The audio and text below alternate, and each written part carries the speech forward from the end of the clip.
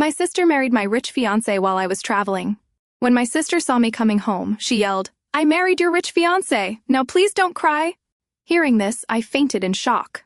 Hours later, I awoke laughing, not from shock, but from joy.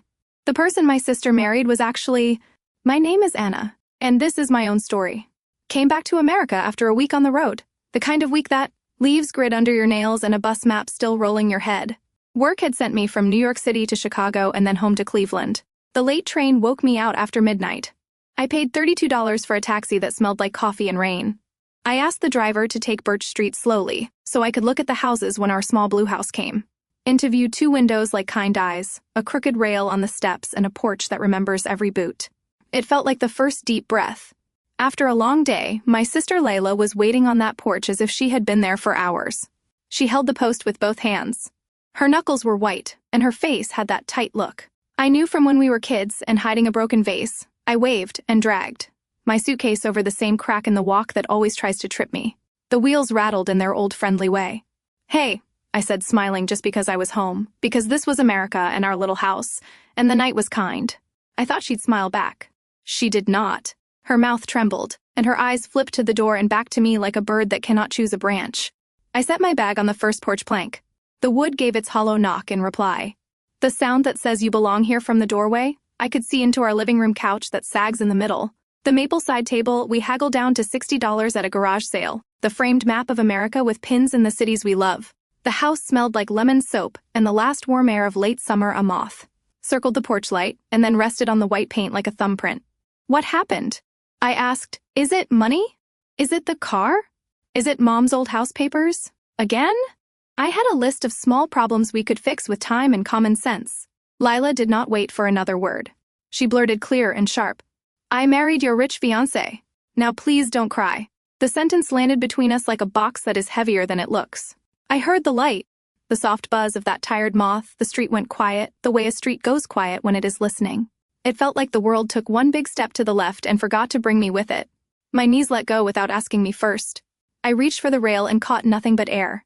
The boards jumped up, the sky dropped down, the dark slipped into my ears like water. I did not scream. I folded and fell soft as a paper letter falling from a table. "Do you need a hand?" called a man's voice from across the street. It was Mr. Whitaker, who has lived opposite us so long that his mailbox paint fades and brightens between summers. "I've got her," Lily said, "and she is smaller than me, but shock gives people a kind of borrowed strength." She got me inside and onto the old couch. She slid a pillow under my neck and tucked the throw over my legs. A cool cloth found my forehead in the kitchen, the tap round and closed in the hall. The clock counted seconds like coins on a wooden table. The house to the thing old houses do when they love you. It held me. And it did not ask any questions. When I woke, I rose through the dark, the way a diver swims toward light. It was still night, or maybe the edge of morning. The room had that thin blue color that knows the sun is near. Layla stood in the doorway with a glass of water and eyes that had cried and dried and cried again. I opened my mouth to ask the time, or to ask if she was hurt, or to ask if this was a dream. Instead, I laughed. It came out wild and bright. I laughed so hard that tears ran into my ears and tickled my neck. The sound startled. Her startled me too. "Anna," she said, scared and cross at once. "Please don't." She thought I had broken. I understood why the laugh did not come from shock. I said her name softly. "Lila." My voice sounded steady and older. She hurried to the chair and did not lean back, as if a deeper seat might pull her under.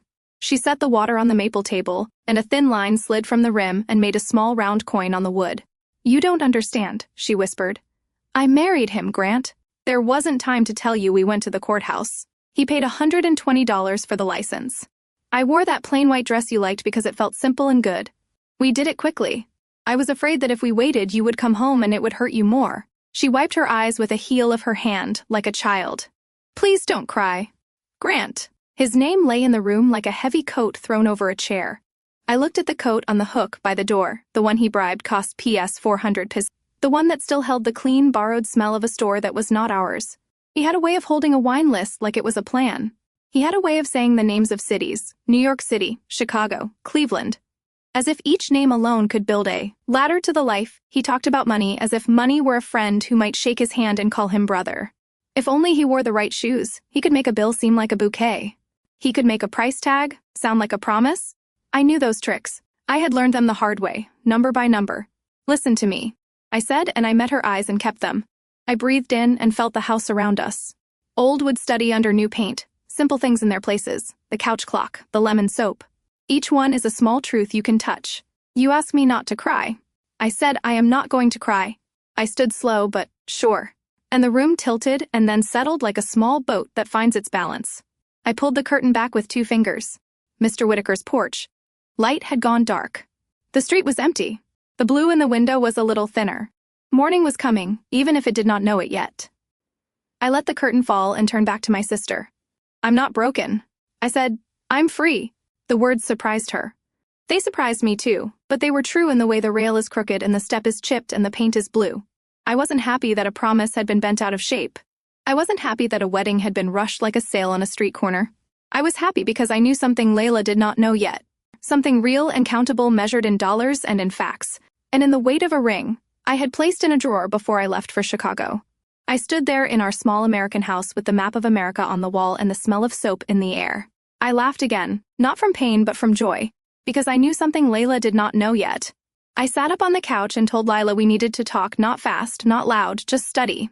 The house was quiet but strong around us. Like a hand at our backs, I'm not going to cry. I said, I need to tell you what I learned before my trip. She pressed the damp cloth to her face and nodded. She looked small on the edge of the chair, as if one wrong word could push her off. The clock in the hall ticked like a calm heart. I thought of the pins on our map of America, of the porch boards that know our steps. I thought of truth, the kind you can count. Then I began. The first crack had shown up months ago when Grant told me about a condo near the lake in Cleveland and a string of deals in New York City that would set us up for life. He wore a sharp navy suit on those nights. He made sure to hang it where everyone could see. One evening when I lifted the jacket to make room in the closet, a tag slipped out of the inner pocket. A rental slip, $120 a day. Due back Monday by noon.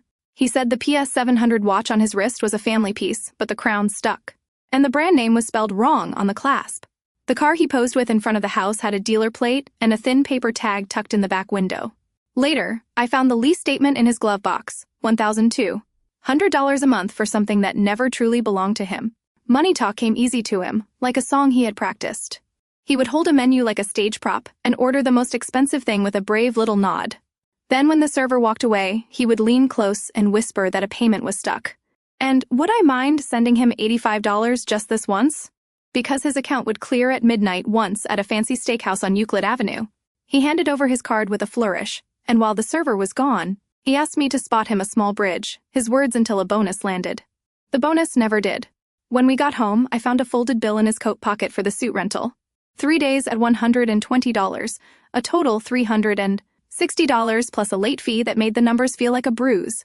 I told myself there was nothing wrong with wanting nice things. I told myself he was just trying, but wanting and pretending are not the same. The night I knew, truly knew, was a Tuesday on West 14th. He said he had to meet a buyer. I had the afternoon off and a slow, heavy feeling in my chest that would not leave.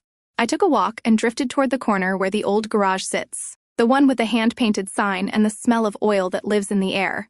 There he was in a gray shirt with his name stitched above the pocket, Grant. He was not talking with the buyer. He was bent over a small car, his hands black with grease, his face fixed in a worried line as he tried to free a stubborn bolt.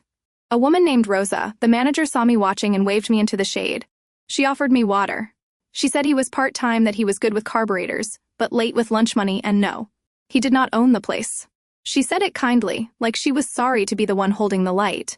I am not ashamed to say I walked home slowly and quietly. There is nothing wrong with honest work.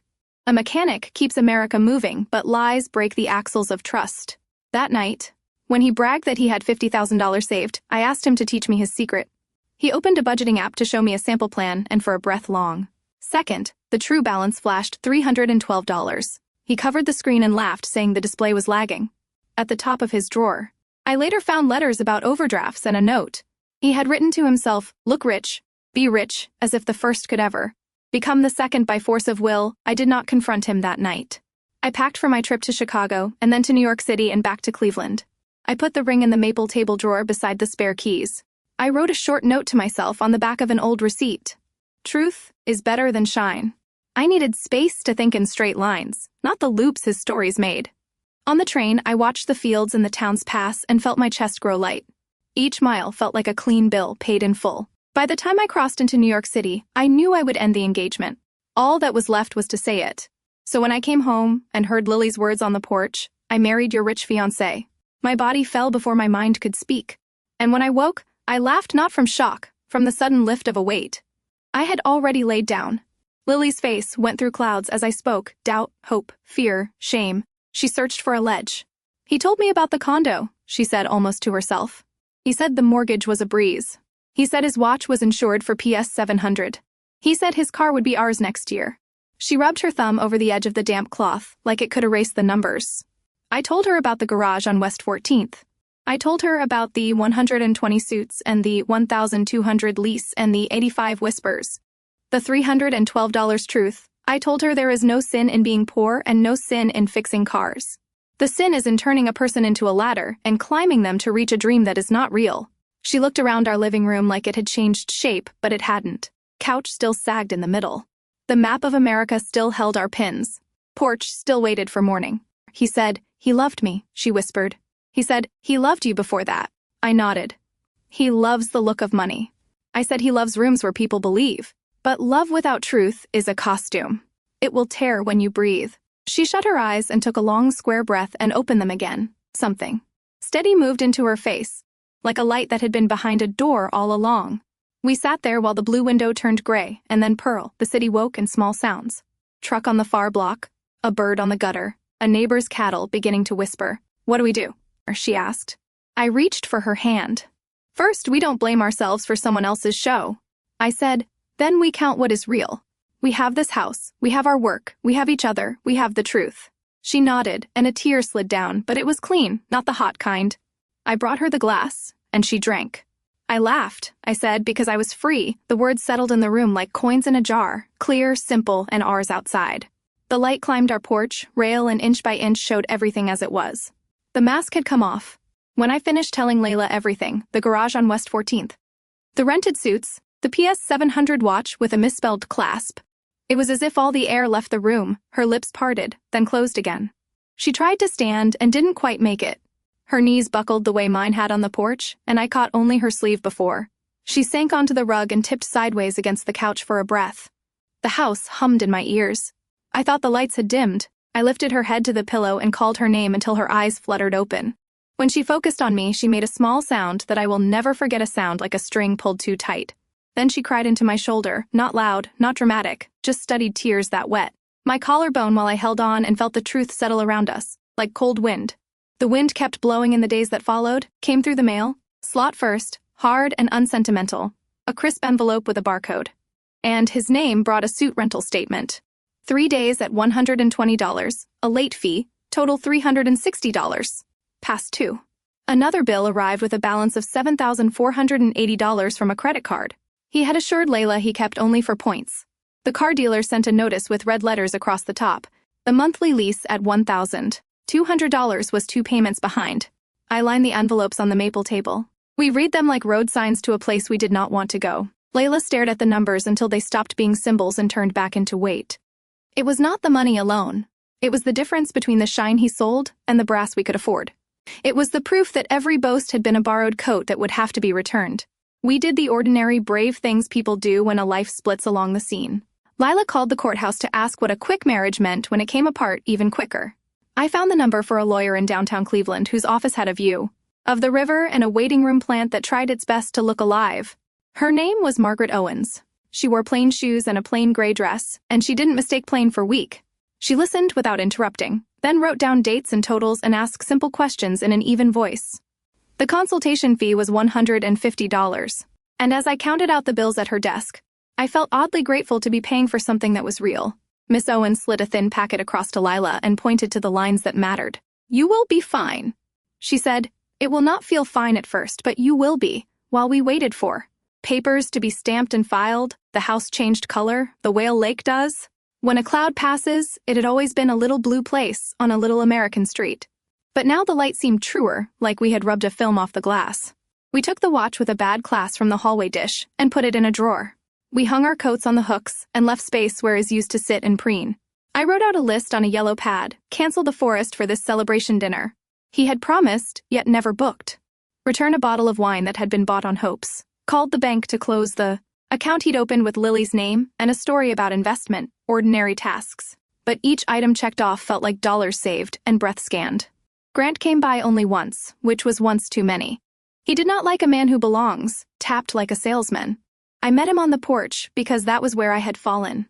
And it felt right to stand straight there. He looked smaller without the navy suit, like a sentence without the part that tries too hard. "Anna?" he said first, and then Layla. When she appeared behind me, he had rehearsed an apology and said it on the step between us. He spoke about wanting more than the world had offered him, about learning to signal success, about believing that if he could just look the part, the dollars would follow, and love would follow the dollars. He said he loved me. Then he said he loved Lila, and in the space between those declarations, he asked if we could lend him $300 to square things so he could start clean. It was the truest sentence. He spoke money sat in the middle of all the others like a throne. I told him no. I said it gently, and I said it once. I told him I didn't refuse because he was poor. America is full of good people who count their dollars and make them stretch. There is no shame in hands that smell like oil or days that end with tired feet. I refused because he had stalked lies like boards and expected us to live in the house he made. I refused because he had turned love into a ladder and people into rungs. I refused because every answer he offered us had a price tag tied to the end of it. He started to argue that a future together could still be built, that we could be partners, that he had plans. But the plans were the same fog. They had always been. Lila stepped up beside me and said, in a voice I barely recognized as hers, "We are done." He looked at the porch rail where my palm had slipped at the door that would not open to him again. And he left. By then, we had stopped trying to understand the performances and focused on the ledger of facts. Miss Owens filed the papers in the third week. Layla signed her name with a hand that did not shake. The filing fee was $280. I paid it without flinching. We made calls to cut the shared lines and to refuse responsibility for debts that were not ours. We returned the suit to the rental shop on Superior Avenue, and the clerk, a man with silver hair and kind eyes, thanked us for bringing it back clean. He had seen this story before. His not said as much on the way home. We bought 2 slices of pie for $9 from a diner that has been honest since the day it opened.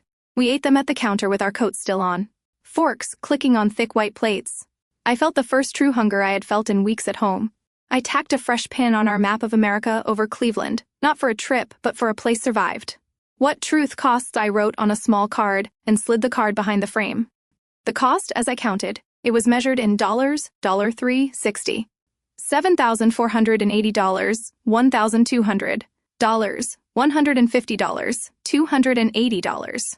And in something harder to quantify, ours lost to worry, breaths taken shallow. A porch you can no longer step onto without remembering the drop. The returns were real too. The house felt honest again. Our names stood on our own feet. Lila's laugh, when it came back, had no wobble in it.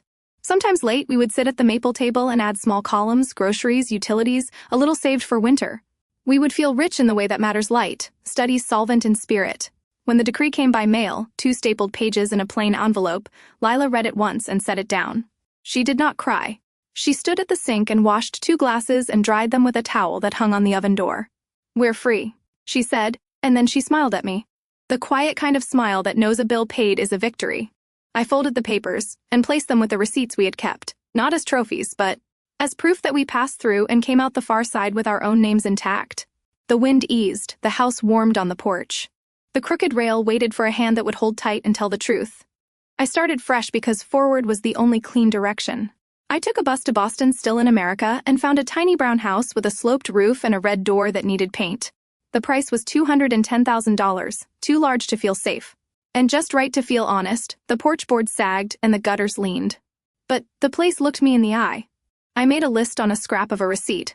Porch repair $600, paint $35 a second. Hand table $120, 2 chairs $90, a cattle $18. I taped it to the fridge and crossed off each line with a steady pen. Work found me through a bell above a door.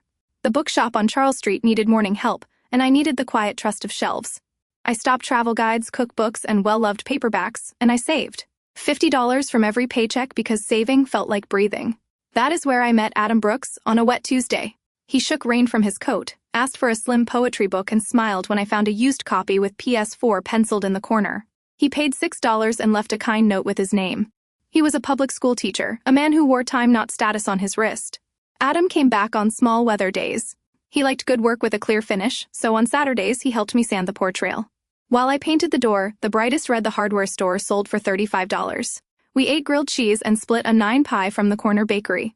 He told me he had $4,300 saved toward a future down payment, and with his numbers did not wobble. We dated like people who build, not like people who pose. Walks by the river, a lamp from a flea market for $7. An envelope in the drawer marked groceries. We got married at City Hall for $120 on a sunny Friday. Lila came on the morning train and held my hand. No orchestra, no show, just vows spoken plain, and a new key on my ring. At home, we pinned a new map and marked the American places that held us. One day, we said, we might add a modest pin for Europe, but our life is here, this block, this porch, this red door. At night, I lock it and think of the old porch in Cleveland and the cost of shine. Money can dress a story, but it cannot warm a house truth. I can count it dollar by dollar, heart by heart.